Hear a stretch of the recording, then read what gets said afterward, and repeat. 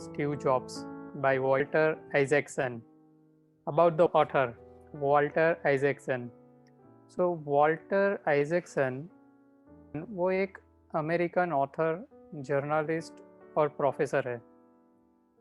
वो प्रेसिडेंट और सीईओ रह चुके हैं एस्पेन इंस्टीट्यूट के, जो पॉलिसी स्टडीज़ ऑर्गेनाइजेशन है बेस्ड इन वाशिंगटन डीसी।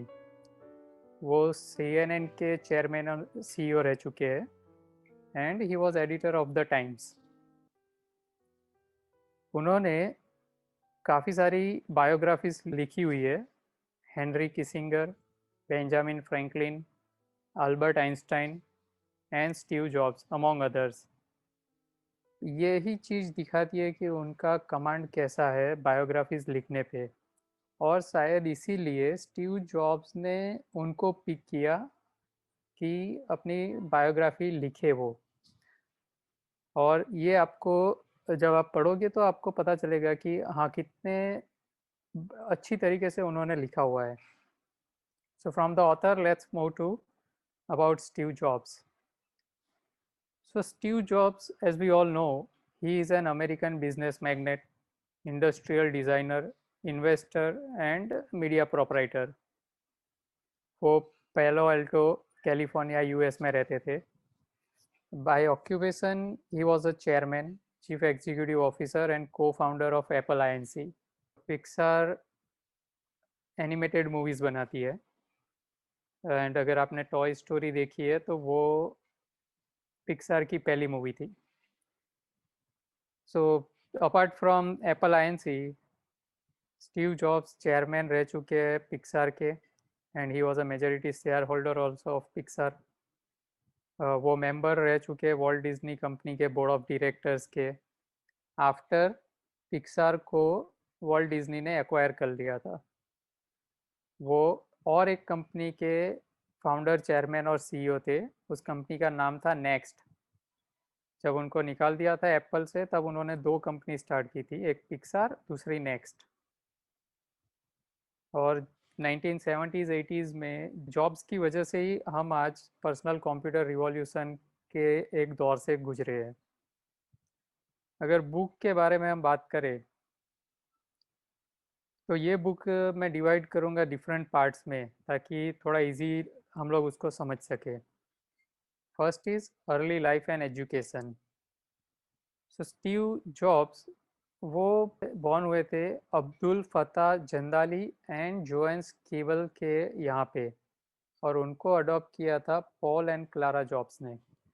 सो ये एक चीज़ है जो उनको पूरी लाइफ हर्ट करती रही। उनको लगा कि मेरे जो पेरेंट्स थे उन्होंने मुझे छोड़ दिया, जो अब्दुल फता जंदाली और जोएंस केबल थे, और यही चीज़ उनकी पूरी लाइफ में आपको दिखेगी। अगर आप देखोगे तो उन्होंने भी अपना पहला जो किड था, लिसा, उसको कि शायद वो 18-20 साल की हुई तब जाके उन्होंने बोला कि हाँ ये मेरी मेरी लड़की है।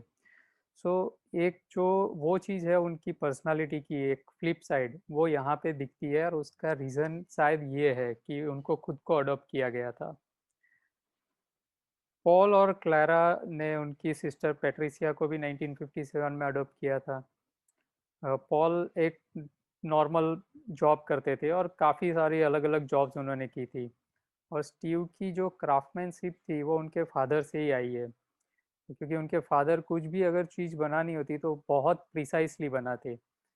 घर में अगर एक छोटा सा कुछ टेबल भी बनाना होता तो वो खुद बनाते और प्रिसाइसली बनाते, और उनको देख देख के ही जॉब सीखे थे।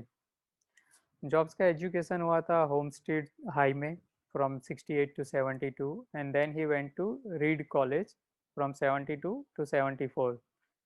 Next phase of his life is pre-Apple from 72 to 76. So Steve Jobs ने अटारी गेम्स में as a technician job start की थी। और अटारी गेम्स, अगर आई एम नॉट श्योर आज के जनरेशन को पता भी होगा या नहीं, Atari games use to be video game company. वहीं पे वो स्टीव वॉजनियाक को मिले थे। इसी दौरान उनको ड्रग्स की भी एडिक्ट हो गए थे वो, और ड्यूरिंग हिज वर्किंग एट अटारी वो इंडिया भी आए थे नीम करोली बाबा को मिलने के लिए, क्योंकि उनको स्पिरिचुअलिटी में बहुत ज़्यादा इंटरेस्ट था और ईस्टर्न स्पिरिचुअलिटी से वो काफ़ी प्रभावित थे। तो ही केम टू इंडिया, वो काफ़ी महीने यहाँ पे रहे थे, लेकिन उसके बाद उनको वापस वो गए और वो उनकी लाइफ का एक टर्न अराउंड था। वो थोड़े सिंसियर हो गए और उन्होंने एक कंप्यूटर क्लब ज्वाइन की। इसके बाद आता है उनकी लाइफ का फेज़ एप्पल का। सो स्टीव वॉजनियाक और स्टीव जॉब्स ने एप्पल को फाउंड की 76 में, और स्टीव वोजनियाक ने डिज़ाइन किया एप्पल वन, जबकि स्टीव वो मार्केटिंग ब्रेन थे, कैसे बेचना, क्या करना, कैसे इसको पॉपुलर करना, वहाँ पे उनका दिमाग चलता था। उसके बाद इंटेल एम्प्लॉय माइक मर्कुल्ला जो थे, उनको वो एज ए इन्वेस्टर लेके आए एप्पल में, और माइक स्कॉट को उन्होंने सीईओ बनाया एप्पल का। जैसे कंपनी ग्रो करने लगी, पॉपुलर होने लगी, तो उनको लगा कि अब बाहर से कोई आदमी चाहिए कंपनी मैनेज करने के लिए। 1977 के वेस्ट कोस्ट कंप्यूटर फेयर में उन्होंने एप्पल टू लॉन्च किया, और वो पहला कंप्यूटर था जो मास प्रोड्यूस माइक्रो कंप्यूटर था इस पूरे वर्ल्ड का, और वहाँ से एप्पल बहुत पॉपुलर हो गया। और तब जॉब्स ने जॉन स्कली, जो पेप्सी कोला के सीईओ थे, उनको वो लेके आए एप्पल के सीईओ की पोस्ट पे, और यही स्कली ने फ्यूचर में जॉब्स को ये कंपनी से बाहर करने में उनका सबसे बड़ा हाथ था। तो और जब वो जॉब्स जॉन स्कली आए तो जॉब्स मूव हो गए कुछ इनोवेशन में। उन्होंने एक $6000 का एप्पल लिसा कंप्यूटर इन्वेंट किया, और ये एक बहुत बड़ा फ्लॉप था, और यहाँ से उनका और स्कली का डिस्प्यूट स्टार्ट हुआ। वो वहाँ पे जाके ख़त्म हुआ कि स्कली ने जॉब को रिज़ाइन करवाया फ्रॉम द एप्पल बोर्ड, और एप्पल बोर्ड ने जॉब को बाहर निकाल दिया कंपनी से। सो उसके बाद उन्होंने नेक्स्ट फाउंड किया 1985 में, और नेक्स्ट वो वर्क स्टेशंस ही बनाता था, and it was Apple's competitor. So 1990 में उन्होंने फर्स्ट वर्क स्टेशन लॉन्च किया नेक्स्ट, लेकिन उसकी प्राइस थी $9999, which was like terrible, best computer लेकिन नॉट अफोर्डेबल। उसके बाद उन्होंने इन्वेंट किया NeXT mail, NeXT cube, NeXT tap, और 1997 में यही नेक्स्ट कंपनी उन्होंने एप्पल को वापिस बेच दी। सो नेक्स्ट की आज भी काफ़ी टेक्नोलॉजी जो नेक्स्ट ने इन्वेंट की थी वो एप्पल में यूज़ होती है। It was not a financially successful company, लेकिन टेक्नोलॉजी बहुत अच्छी वहाँ पे डेवलप हुई थी। Then comes his phase at Pixar. So 86 में उन्होंने पिक्सार फंड की, जो द ग्राफिक्स ग्रुप कंपनी थी उसको टेक ओवर करके उसको रीनेम किया पिक्सार। यहाँ पे एनिमेशन मूवीज़ बनती थी, और पहली एनिमेशन मूवी 1995 में लॉन्च हुई, टॉय स्टोरी। उसके बाद Bug's Life in 98, Toy Story 2 in 99, monster साइंसी 2001, Finding Nemo 2003, the Incredibles 2004, Cars 2006, Ratatouille 2007, Wall E 2008, up 2009, and Toy Story 3 2010। So इसके बीच में 2005 में डिज्नी ने पिक्सार को अक्वायर कर लिया फॉर सम $7.4 बिलियन, और स्टीव जॉब्स इस एक्विजिशन से डिज्नी के सबसे बड़े शेयर होल्डर बन गए, और पिक्सार बन गई Disney Pixar. So this was about Pixar and Disney, and then is return to Apple. So in 96 अब एप्पल ने अनाउंस किया कि वो लोग नेक्स्ट को बाई कर लेंगे, और ये डील फाइनलाइज हुई फरवरी 1997 में। स्टीव जॉब्स इनिशियली सिर्फ एडवाइज़र का रोल प्ले करने वाले थे जब वो वापस एप्पल में आए, और एप्पल उस टाइम पे बहुत ज़्यादा ट्रबल में था। It was almost on the verge of getting shut down. Financial losses इतने पाइल अप हो गए थे और सारी प्रोडक्ट्स फेल हो रही थी। वो टाइम था जब माइक्रोसॉफ्ट की ही प्रोडक्ट्स चलती थी मार्केट में। और जब वो आए as an advisor, but immediately then he became the CEO again. इसी टाइम पे उनकी लाइफ लॉन्ग बैटल ऑलवेज चलती थी बिल गेट्स और माइक्रोसॉफ्ट के साथ। उनको लगता था माइक्रोसॉफ्ट और Bill Gates they are not innovators, उनके पास कुछ आइडियाज़ ही नहीं है। लेकिन फाइनली वो बिल गेट्स के साथ गुड टर्म्स पे आए। और बाद में बिल गेट्स ने जब एप्पल को और स्टीव जॉब्स को ज़रूरत थी तो काफ़ी पैसा एप्पल में लगाया भी। उन्होंने एप्पल को जो 250 प्रोडक्ट्स बना रही थी उस टाइम पे जब वो वापस आए, उसको कंसंट्रेट करवाया सिर्फ 10 प्रोडक्ट्स पे। And that is one of the reason कि इतनी कम प्रोडक्ट्स पे इतना ज़्यादा फोकस होने की वजह से वो इतना इनोवेट कर पाते हैं। And in 1 year of joining back, job ने एप्पल को जो सालों से लॉस में चल रही थी उसको टर्न अराउंड किया। और in very first year Apple ने $250 मिलियन का प्रॉफिट किया। Another phase of his life is his health problems.